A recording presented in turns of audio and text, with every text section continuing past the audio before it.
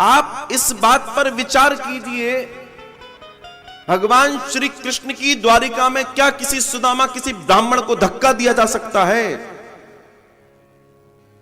लेकिन इस समाज में ऐसे हजारों हजारों लोग हैं जिनके द्वारा हमारे इस महान चरित्र का अपमान किया गया, महान चरित्र का अपमान किया गया है हजारों बार। और मेरा हाथ जोड़ के विनम्र निवेदन है आप सभी सनातनियों से, ऐसे प्रसंगों से, ऐसी लीलाओं से, ऐसे स्थानों से दूर रहें जहां हमारे भगवानों का मजाक उड़ाया जा रहा है और चित्रण गलत किया जा रहा है।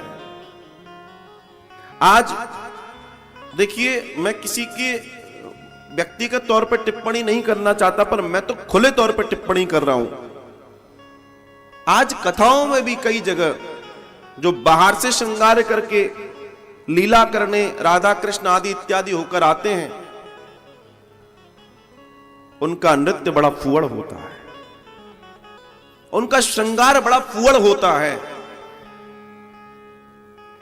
मेरा ऐसा मानना है कि कथाओं में इस तरह के नौटंकीबाजों को प्रवेश नहीं देना चाहिए, नहीं देना चाहिए।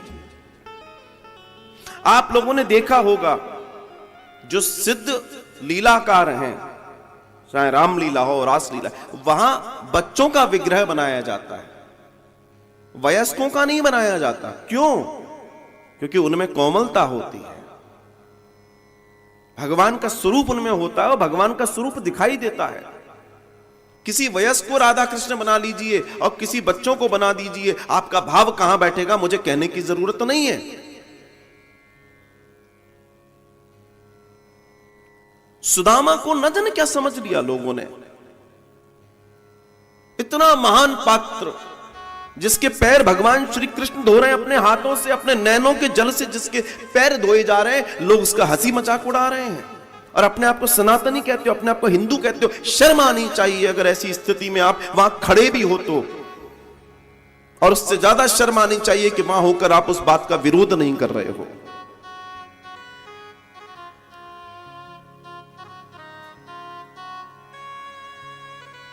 भगवान श्री कृष्ण राधा जी को लेकर जिस तरह के ग्रामीण अंचल के कई एल्बम्स और बहुत सारी चीजें जो आती हैं, दुख होता है बहुत, आत्मा रोती है कभी कभी कि इस देश में हो क्या रहा है।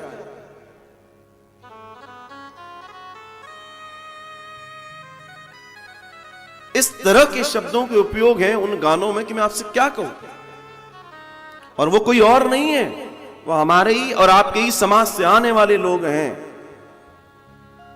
लेकिन एक पहले एक बड़ी, क्या हो क्या न हो वो शास्त्र के अनुसार बताते थे, अनुचित होता था धर्माधिकारी बोलेगा ये नहीं होगा तो वो नहीं होता था। आज इस देश की सबसे बड़ी समस्या है कि धर्माधिकारी खत्म हो गए, क्योंकि सब अपने आप को अधिकारी मानना चाहते हैं, अपने आप को अधिकारी समझना चाहते हैं।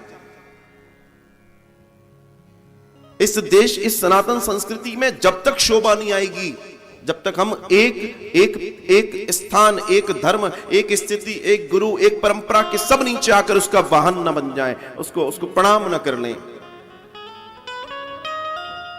लेकिन जिस कृष्ण की आप बात कर रहे हैं, जिन सुदामा जी की आप बात कर रहे हैं, थोड़ा सोचकर तो देखो कि वो सुदामा जी जिनको भगवान दौड़े दौड़े आके अपने गले से लगा रहे हैं, क्या वो सुदामा जी के ऊपर आपको हंसना जायज है? क्या कृष्ण आपसे प्रसन्न होंगे? आप वो क्या बोलते हैं, भजन मंडली बुला रहे हो, बिल्कुल बुराई नहीं है, बहुत अच्छी बात है। हर घर में भजन होना चाहिए, हर मोहल्ले में भजन होना चाहिए, हर कॉलोनी में भजन होना चाहिए, लेकिन सिर्फ भजन होना चाहिए, फुअड़ता नहीं होनी चाहिए। आज फुअड़ता, सिर्फ अगर वो फुअड़ता ना हो तो कोई आता नहीं, बताया मुझे लोगों ने। बस साहब आप क्या बात कर रहे हो, वही तो हमारा वो है, यूएसपी है वहां की। बोलते हैं इतनी इतनी झांकी चाहिए, ये चाहिए, पैकेज बने हुए उनके। आप सोचिए कहां पहुंचेंगे हम। आज अगर छोटे छोटे बच्चों में जो उस भीड़ में खड़े हैं, उनके सामने कृष्ण, उनके सामने राधा, उनके सामने सुदामा जी, उनके सामने हमारे देवी देवताओं की ये छवि बनेगी तो उन बच्चों में आध्यात्मिकता और स्थिरता आ पाएगी? बताइए आप मुझे। कभी नहीं आ सकती। आप अपने मनोरंजन में पीढ़ियों को खत्म कर रहे हैं। आपके धर्म को खत्म करने की बड़ी साजिश है ये। और ये इस बात को हमें समझना होगा, हमें इस बात पे काम करना होगा। भागवत का मतलब क्या है? आप सत्य को जानो और असत्य का विरोध करो।